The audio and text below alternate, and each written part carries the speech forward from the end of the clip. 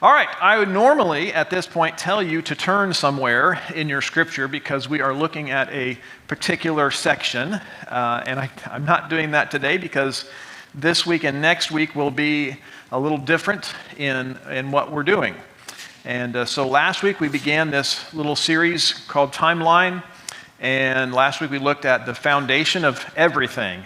Genesis 1 through 12 is the foundation of everything. And so then this week we're going to start our look at the timeline of the Old Testament and the timeline of that history. And so I don't have a place to tell you to turn to this morning, but we're going to be kind of walking through the entire Old Testament. And so if you think that I can't preach more than one verse within a message, I'm going to preach the entire Old Testament today. So there you go. Okay, Old Testament. The way that you have it formatted in your Bible, unless you have a chronological Bible, is this way. Okay, you have it broken down. The first 5 books are called the Pentateuch, or the books of the law, and they really are. They could be involved in the second grouping there, and they're kind of all history, but those 5 books are separate. And we're going to look at kind of how they play out in that way, but they're a bit separate. And normally in the Old Testament, when you see the statement, the book of the law or the books of the law, it's referring to those 5 books in your Bible. And then the next section that you have is the history books: Joshua, Judges, Ruth, 1st and 2nd Samuel, 1st and 2nd Kings, 1st and 2nd Chronicles, Ezra, Nehemiah, Esther, right? Okay, so you have those in that order. And these are, the books of the law and the books of the history are relatively in chronological order, but not completely, and we'll see that as we walk through it. Then we have the books of poetry: Job, Psalm, Proverbs, Ecclesiastes, Song of Solomon. And so these fit in to the history in different places. And so we're going to see those today. And then the final grouping that you have in your copy of scriptures is the prophetic books, which are broken down with major prophets and minor prophets. And that's not from their importance. It's not that the major prophets are important and the minor prophets are no big deal. It's just the size of the book. And so the major prophets are bigger books than the minor prophets. And we're going to look at that, how those fall into the history. We're going to look at that next week. And that's actually kind of the whole reason that we're doing this series, is we are encouraging you to read through the major and minor prophets through the end of the year. And this week, if you're following our pattern, this week we'll end Isaiah and start Jeremiah. And looking forward to getting some of that, the bigger books through. And then once we get to the littler books, we'll be reading much more of their whole story as we quickly as we go through it. All right. So that's the breakdown you have in your copy of the Bible, right? The Hebrew Bible has the same books. The Hebrew Torah has the same, Tanakh has the same books, but they're not in the same order or in the same groupings. And so, but they're the same, those same books. So this is how we have it, and it's trying to be a help chronologically, but it's not chronological enough to actually be helpful that way, kind of. I don't know. It's a strange thing. So we're going to look at the history and try to lay out both what happened and how these books fit into that. And that's what we're going to do with this chart. Now, before you go crazy trying to write anything down about this chart, I am giving you this chart next week, okay? And it's because there's not enough information on that chart yet. So next week we're going to add some stuff to it, and then I'll give it out as well. And so we're going to walk through this chart. Now, I found this chart on Etsy. There you go. Anybody have boards on Etsy. I don't have a board, sorry, but I do find interesting things there. And then in that, it gave us the Canva file for it, and I've edited it some to be more like I want it to be. And so then we're going to share this with you as we go through it today and next week, but also I'll give it to you next week. Okay, so you don't have to write all these things down. Now, a couple things I want you to notice about this chart is it is actually one timeline, but it is in 2 rows. So it goes. This does. That is funny. I am out of battery. I'll explain that while they're trying to find me. AAA batteries. The top, I guess we'll talk about like where the circles are. The circles are a bottom row of the top row. And so those circles go across, and then you see the little gray arrows that take us back down to the second row. And so I kind of don't like this because it's not one long row, but it makes it much more viewable being broken up into 2 rows. And so we're going to walk through that. Thank you. 2. Great. Now I have to remember which way they went in. There we go.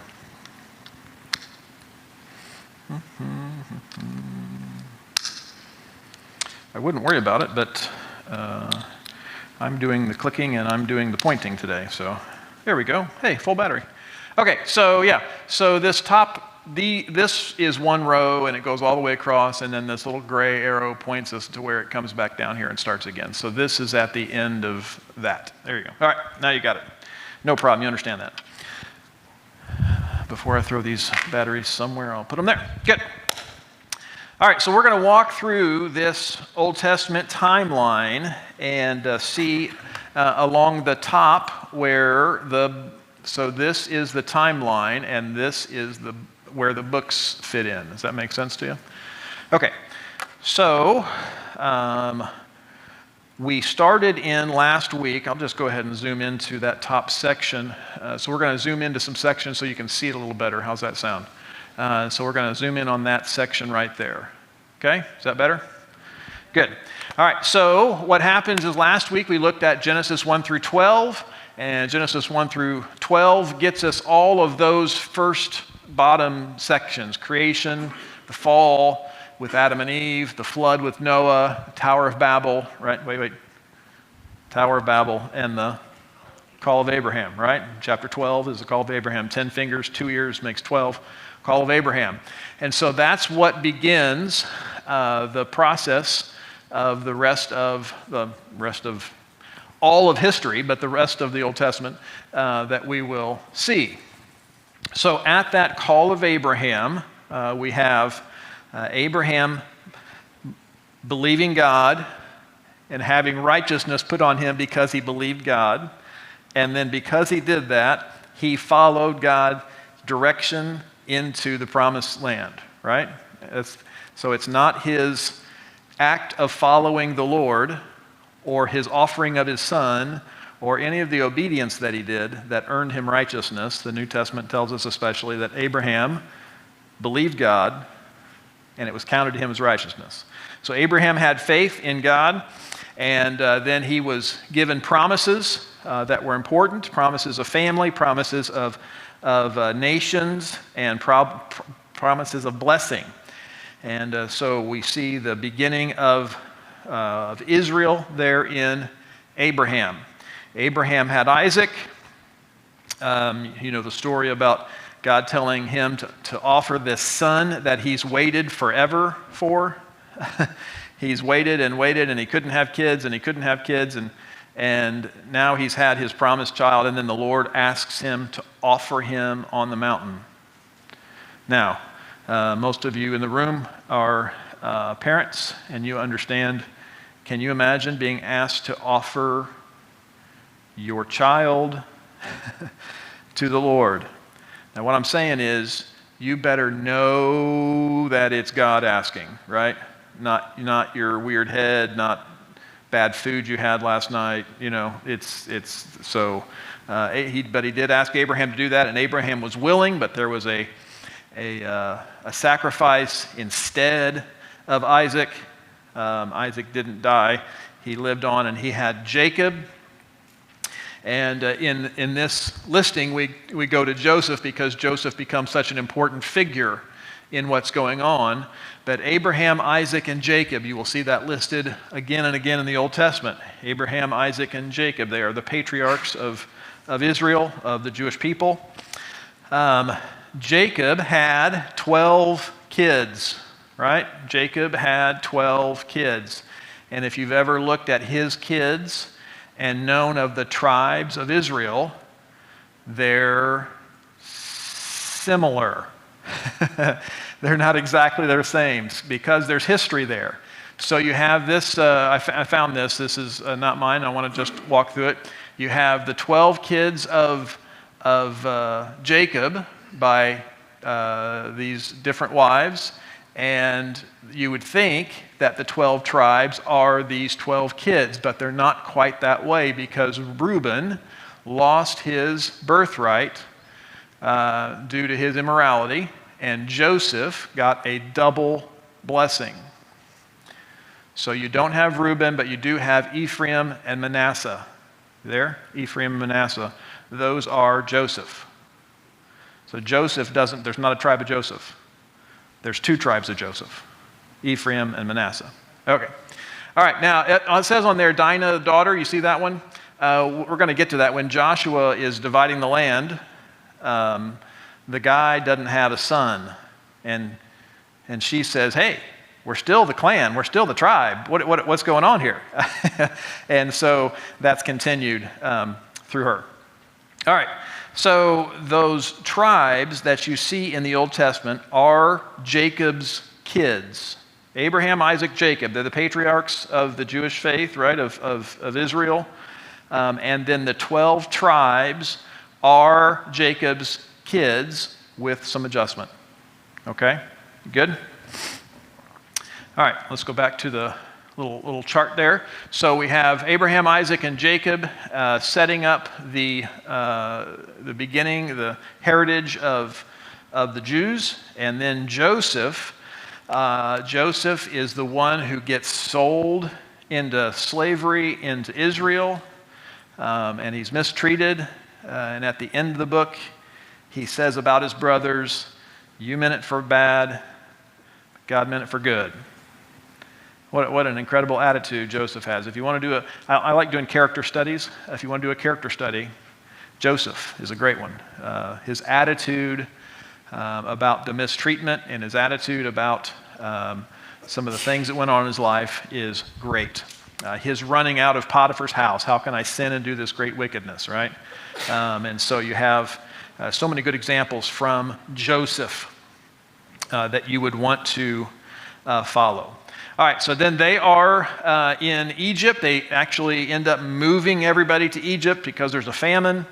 And Joseph is this esteemed guy, but then Joseph dies, and the Jewish people become slaves in Egypt.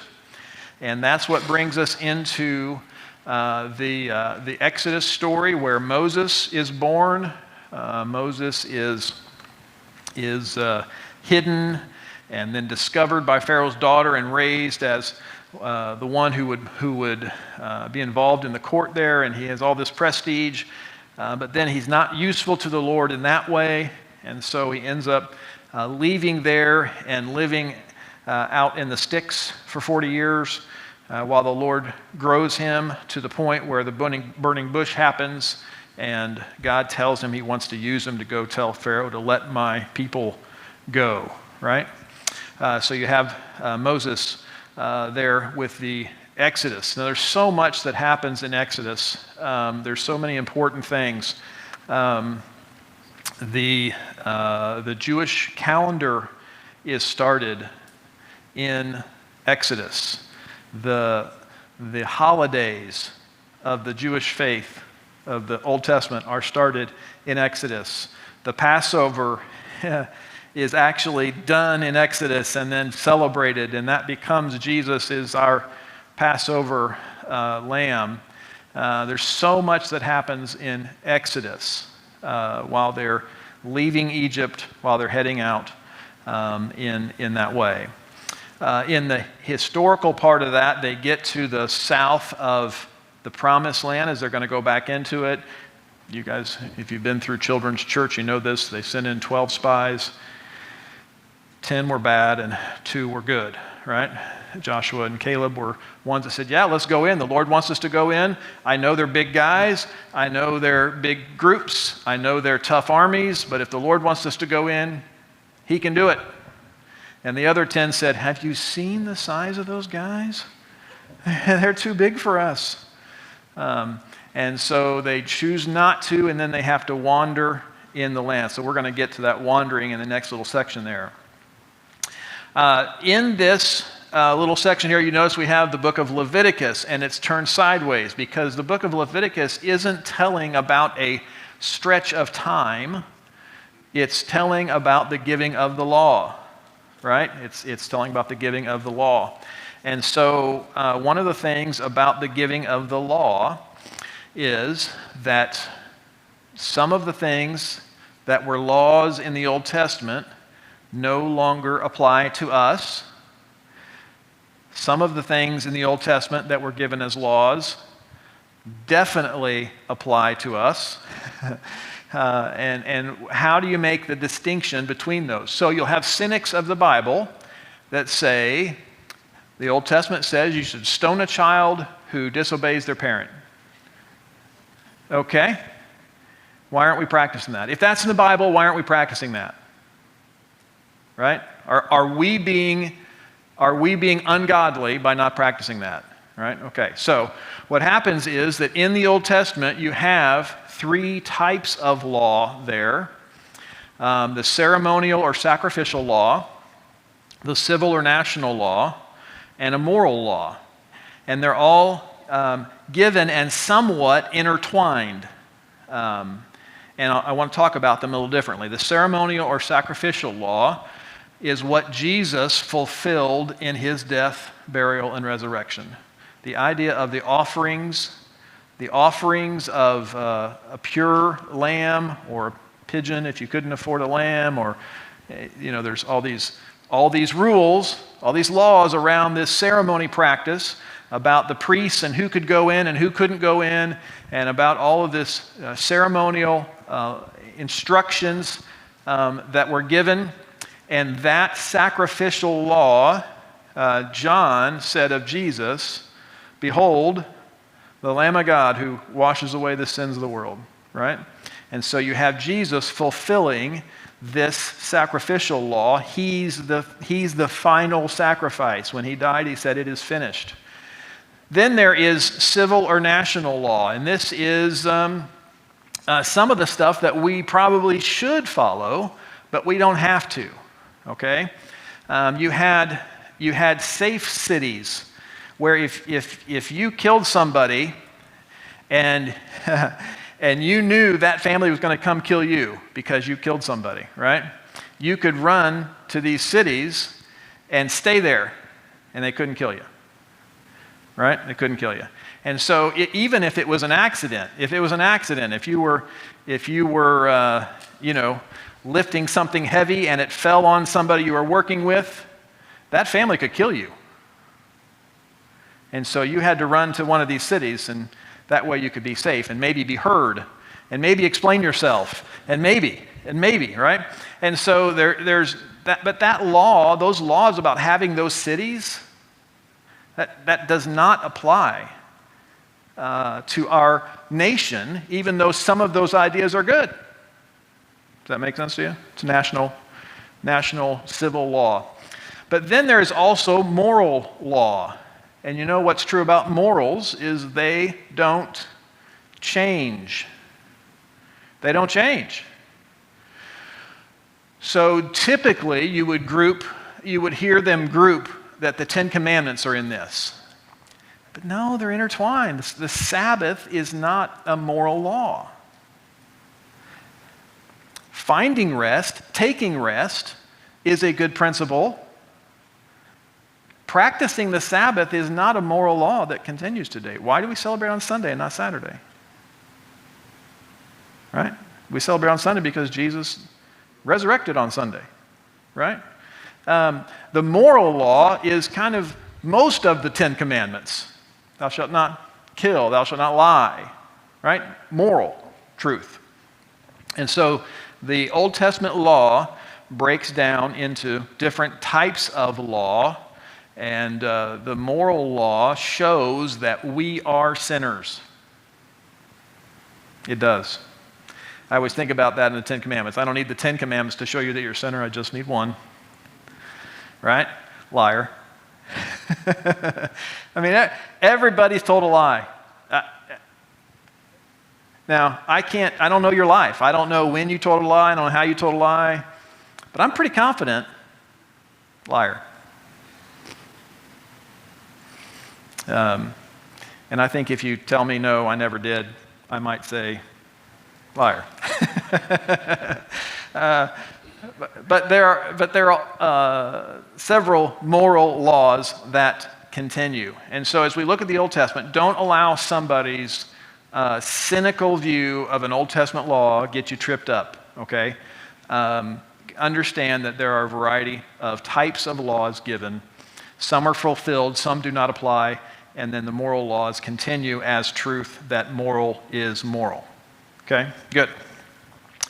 All right, back to our little chart here. So, Genesis and Exodus are an incredible amount of history given, very enjoyable to read through. And so if you are reading through the Bible in a year and you're reading through it, just as it presents to you, you're like, Genesis is great, Exodus is awesome. Ooh, boy, Leviticus is a little tough. Wow. And then, as we move on to the next little section here, we still have Leviticus in that section written, but then you get to Numbers, and Numbers does have history in it, but a lot of Numbers is that. Numbers, right? The families of people and the families of people and the families of people and then some families of people. And so as you're reading through Leviticus and Numbers, they're so important. They are so important. I don't want to downplay their importance, but as you're reading Genesis and Exodus and just having a ball reading these historical stories of what's happened and the miracles and the events and God being sovereign and working things together and all these things taking place, and then you get to Leviticus and Numbers and you're like, oh, this is a little tougher reading here, right? Where is the rubber meets the road practical application of Numbers 13? You know what I'm saying? I just don't know. So I just picked a chapter. Now you're going to look at Numbers 13 and somebody's going to tell me. I do want to go back. I'm sorry. I forgot something. I can do it from this one. You see right up here, that book of Job right there. Job is not in your Bible way up in the front, right? It's not. But historically, it happens very early. Okay, very early. So Job is actually up there, and it's a bit disconnected from the rest of the timeline, but it happens very early. Okay, good. All right, so Leviticus and Numbers. Numbers is a lot. There is history in it, but it's a lot of that, and it's during that wandering that goes on in the wilderness, and you have everybody who is an adult when they decide not to go into the promised land dies in those 40 years. It's a lot of funerals. That disobedience that they had to what God wanted them to do is costly. And everybody who was part of that decision to not go in, which is all the adults, die in those 40 years while they're wandering in the wilderness. Okay, then we come to Deuteronomy. Deuteronomy is Moses basically his 5 messages that retells much of the story. You'll see not only the 10 Commandments given, early in Exodus, but also here in Deuteronomy, because it's retold for this new generation. And so what you have is all the people who said no at Kadesh Barnea, all those adults die, and now there's a whole new crop of people that don't have any memory of Egypt. Right? I'm amazed about this, how quickly this happens. I think about 9/11 not being that long ago. Okay? But Drew was 2. 3. 2. He doesn't have any memory of 9/11. He remembers the reports. He remembers the things people said about it. No memory. Okay, now, bring that to anybody 50, I'll just speak for myself, 57 or around that age. I have a hard time sectioning off what was Vietnam and what was Korea and who were the presidents then. Now, I can know the history of those things. I can learn the dates and the times in those things, but I don't have any life applicable knowledge of what was going on during those times. You with me? Jim is old enough that he remembers the end of that Vietnam time especially, and can know more about what it was actually like. Okay? I'm 57 and I don't have any memory of that. None. 0. None.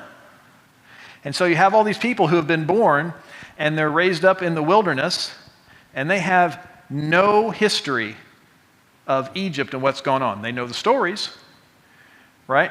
They're eating the manna. You know, there's a reason that they're having this manna every morning. And so they can be told about it, but they don't have any history. So Moses gives this message to kind of reestablish all these things that have gone on. And then Moses dies because one of his disobediences caused him to be not allowed to head into the promised land. And so that's where Joshua takes over. And Joshua leads the people across the Jordan and into the promised land, and they conquer the land. It's funny, that picture is the promised land with Jordan being right here. You with me? But they actually, part of the tribes were out here. So they actually conquered more land than what that promised land that we think of it is. They conquered that land and they divided the land among the 12 tribes.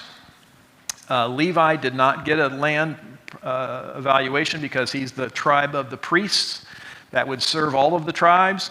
And they had little spots within the tribes that were their spots. And then as we saw earlier with the one daughter saying, our tribe will be done away with if we don't get a spot, and they did. So that's where you have the 12 tribes, land being divided in the promised land during Joshua. And Joshua is a great book. They lived in a godly way during Joshua. Joshua led them in godliness. And you know what happened is after he died, everybody kind of sank, right? I want to tell you, I hope to be your pastor for a long time. I love being a pastor here with faithfulness, okay? But I don't know that you're going to do this, but I would just say, don't follow me. Only follow me as I follow Christ. There are times when somebody has led a group for a long time, and then that person is then gone, and that group just kind of goes, because they were following the leader. Well, it's good to have the idea of follow me as I follow Christ. That's a good thing, right? And a pastor should lead, and there's all that's good. But when Joshua died, man, the whole country just they weren't held accountable anymore, and they all kind of fell off. And so these judges are times when God would call someone to conquer a foe or to bring about judgment for Israel, on Israel, with Israel. These time of Judges are kind of like this roller coaster ride of ups and downs spiritually, where they were supposed to be following God, but many times they were not. And so he would call the judges. That's where you have the story of Samson and his great strength. You'll see there that the book of Ruth is in that time frame. Now, the book of Ruth is a bit disconnected from the rest of that history. It's not in that flow, but it's there in that time frame. Okay, so the time of Judges, and at the end of the time of Judges, the people of Israel said, God, give us a king like all these other nations. Can I just tell you, that is just stupid. I mean, why would a group of people who are doing things, who have it set up for them better than other nations, then say, we want to be just like the other nations? It's just so dumb. So God wanted Israel to be a theocracy in the purest sense. He wanted to be the head of Israel. And yet the people called for a king, and so that's where we see the beginning of what is called the United Kingdom. I know there's a United Kingdom, right, country, group. It's hard to define what that is. Have you ever noticed that? What is Great Britain? What is United Kingdom? When is Ireland involved? When is Ireland not involved? Who plays in the Olympics for them? What teams are, anyway, they're messed up. They are about as ununited as possible. Just want to tell you, it is a mess. It's a mess. This is called the United Kingdom because they served together. They were still together. In that you have three kings, and they're easy to remember. Saul has one syllable, David has two syllables, and Solomon has three syllables. That's the order. The kings of the United Kingdom, though there's some mess at the end of that before they split. Basically, those are the three kings of the united Israel: Saul, David, Solomon. And you have their stories given there in, here we have 1st and 2nd Samuel for King David. And what you notice under that is that there's this 1st Chronicles, which I'm going to get to in a bit, but also you have Psalms. Now, Psalms is a funny one because it's hard to pigeonhole exactly where it goes. Many of the Psalms were written by David, so they had to be in David's lifetime. But not all the Psalms are written by David. Not all the Psalms are written by David's contemporary. And they most assuredly were not collected at that time. And so it's a hard one. It's a hard one to pigeonhole into a spot. But most of them were written by David. Most. I'm pretty sure that's accurate. Many of them were written by David. Jim, Pastor, do you know if most of them written by David? I think that's accurate. Asaph, right. Anyway, all right. Many of them were written by David, so they're in that time frame, but they weren't collected in that time frame for sure. Anyway, okay. So you'll notice that the timeline goes back down around. So we have King Saul and King David up there on the top row, but down here in the bottom row, we finish that off with King Solomon, right? And the temple being built. David wanted to build the temple. They were still in the tabernacle all the way back from Exodus. They're still in the tabernacle. Varying successful uses of the tabernacle. And there's still tabernacle. Now we have the temple being built. Solomon gets to build it there in 1 Kings. And you see there that we continue with, let me go back one here. At the top row you had 1st and 2nd Samuel. And the bottom row here you have 1st and 2nd Kings. But underneath that you have 1st and 2nd Chronicles. And so what happens in a timeline is 1st and 2nd Samuel and 1st and 2nd Kings, they're kind of like the history from a earthly perspective. And then 1st Chronicles and 2nd Chronicles is the same time, somewhat from a spiritual perspective. Okay? And so you have an overlap. Sai, would you go to the books of the Bible, the very first slide there? And so here in the books of the Bible, you have them in order. I'm sorry, go back there. I hit the wrong button. Okay, so here you have them in order, 1 Samuel, 2 Samuel, 1 Kings, 2 Kings, and those are in chronological order. But then 1 Chronicles and 2 Chronicles actually tell the same story again of these 4 books with a spiritual perspective. Okay, so even though they follow one another, 1 and 2 Chronicles is actually telling the same story as the Samuels and the Kings. Okay. Is it possible for you to go back to where I was talking? There. Look at him. It's like he's a pro. So King Solomon reigns. Proverbs are written. Ecclesiastes are written. Song of Solomon is written. Those are Solomon's writings. So they're written in that same time frame. And they happen... The Proverbs especially would happen over some time, so it would be during Solomon's life that he would write those. Okay, then the people don't like who's leading Israel, and the kids of Solomon and others start saying, no, I want to be king, no, I want to be king, no, I want to be king, and they end up with a divided kingdom. Okay, a divided kingdom. So there's a northern kingdom and a southern kingdom. The northern kingdom is still called Israel. Okay, so that becomes an issue for us as we're reading it. Because when it talks about the king of Israel, or the time in Israel, are they talking about the time during the United Kingdom, or are they talking about the divided time of the northern tribe? And you don't know until you understand the context, okay? Now, anytime it's talking about Judah, then you know it's during the divided time, unless it's talking about the tribe of Judah, which is a little different. So, what makes up the north and the south? Well, there's 10 tribes that make up the northern kingdom. There's 2 tribes, Judah and Benjamin, that make up the southern kingdom. And it's called Judah because Judah was much bigger. The tribe of Judah was much bigger than the tribe of Benjamin. So the nation, the kingdom, is called Judah, even though it involves Benjamin as well.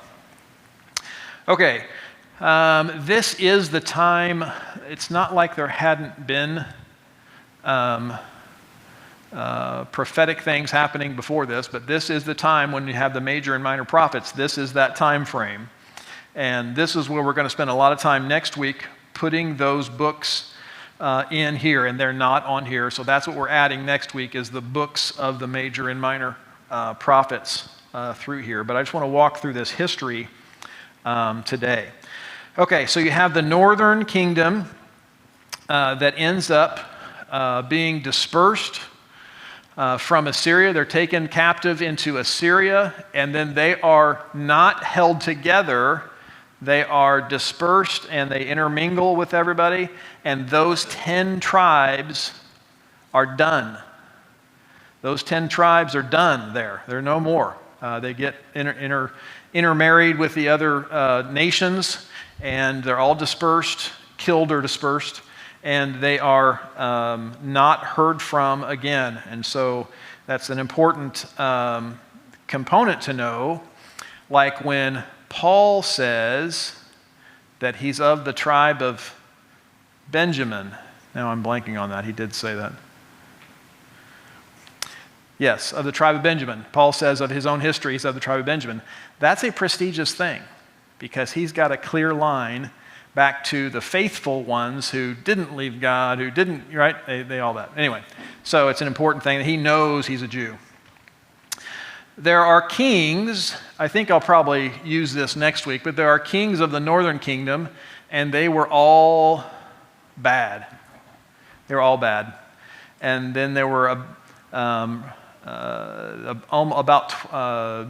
there's the southern kingdom had more kings because they last longer, but the more kings they had, and about half of them were good and half were bad. It's not quite half, but it's about that. So the kings of Israel, the northern kingdom, they did not lead them well, and that's why they are dispersed much more quickly than the southern kingdom. Okay, all of that still in 1st, 2nd Kings, and then 2nd Chronicles as we're going through it. All right, last little section here as we go back into this. So the northern kingdom is exiled into Syria and dispersed, but then the southern kingdom goes into judgment as well. And so you have a series of destructions and deportations that happen. The second deportation there to Babylon, you see with the circle, it happens in 586 BC. And you have Daniel being there in Babylon. That story of Daniel is there. So what you see historically, the historical books here, you see that Ezra and Nehemiah are happening after the return to Jerusalem. So the Babylonians capture them, the king changes, the nation changes, and the new system allows them to return to Jerusalem, and they rebuild the wall, rebuild the temple, and that's what Ezra and Nehemiah are about, is that rebuilding time, and the book of Esther happens there as well. Okay, so we have the return of those people, the rebuilding of the wall and the temple, and then at the end of that, those returns to Jerusalem, you have a time then that the Old Testament ends, and you have a time of silence before the New Testament begins. Okay, so this is a timeline of the Old Testament, and with the books of the historical timeline on this chart. And so you can see as you read through that it's important to have in mind what you're following along with as you read in these different books. I'm amazed at how many people have an issue with King Saul having the same name as Paul. It's something that helps me as a preacher, because there's times when I preach things and then some of you say things and I'm like, boy, I taught that. Maybe I didn't teach that as well as I thought I taught that, okay? So this fact is helpful for me, because this Saul lived, what is that 1000 BC, something like that. And the Saul in the New Testament, after Christ, that's how that goes, after the death, after the birth of Christ.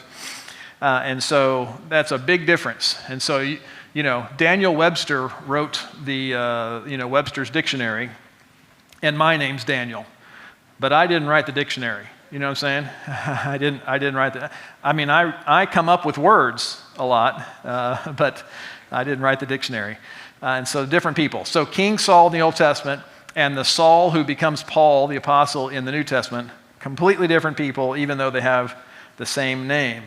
On that note, one thing that they do that's nice in the New Testament is that Jesus' name is really Joshua.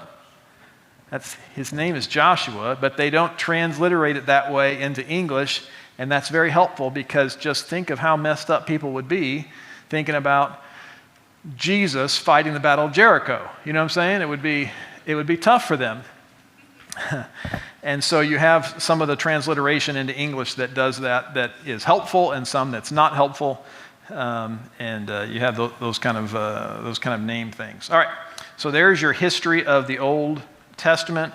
What you know to be true in the Old Testament is that God is working in the people of Israel, and he wants them to have faith in him, looking forward to the Messiah that's been promised all the way back in Genesis 3, and we see that promise happen throughout the Old Testament, looking forward to Messiah, and then practicing that faith in their life.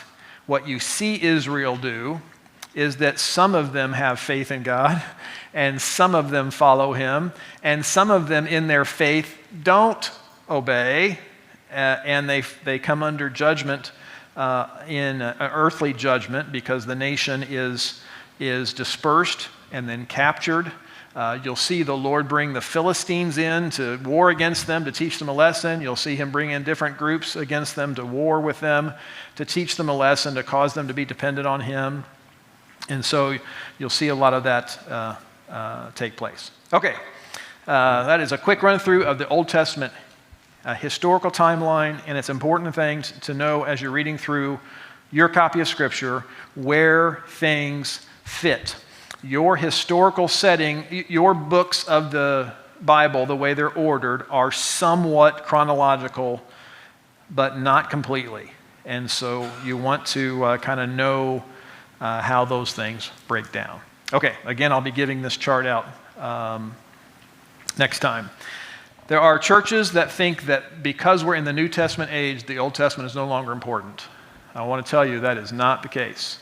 The Old Testament is an important thing, but it is different from the New Testament. There are national laws, there are ceremonial laws that we can read about, but understand they're not for us now, right? They're not for us now because Christ has fulfilled the sacrifice that the entire Old Testament pointed toward. Have you had that sacrifice a reality in your own life, right? He died for all sin, but only those who trust in him will be ones who benefit from that forgiveness. Have you done that? All right, let's pray. Father, thank you so much for your word. Today's kind of a strange walk through the timeline there, but Lord, I just pray you might help it to grow us in our confidence of your word and our understanding of it so we can live it better. And pray that you would help in our sharing of the truth of Christ, that we would share of the promised Messiah, that we would share of all that he has done for us, and that we would grow in our understanding of the Old Testament teaching so that we can have a better